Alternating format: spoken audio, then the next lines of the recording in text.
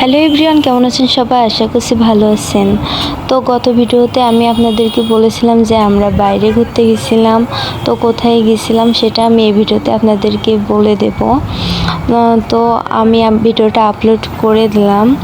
তো মূলত আমরা গেছিলাম রাতের ডিনারের জন্য। বাইরে গেছিলাম। তো আমি এই রেস্টুরেন্টে একদম প্রথম আসছি। এটা হচ্ছে সোনাডাঙ্গার থেকে একটু দূরে। তো যাওয়ার সঙ্গে সঙ্গে আমাদেরকে ওয়েলকাম শরবত দেওয়া হয়েছিল। তো শরবতটা কাঁচা আমের ছিল, অনেক সুন্দর ছিল খাইতে। যেই আমি শরবতটা খাইছিলাম, আর এই গরমে শরবত তো এমনিতেই সবারই পছন্দের। তো রেস্টুরেন্টের ভিতরটা এত সুন্দরভাবে ডেকোরেশন করা ছিল, আমার তো অনেকটাই ভালো লাগছে। মানে খাবারের থেকে আর কি ডেকোরেশন অনেক ভালো ছিল, ওটাই ভালো। তো এখানে খাওয়া দাওয়া শেষ করে আমরা বাইরে এসে একটু বাইরের ডেকোরেশনটা ভিডিও করে নিচ্ছিলাম।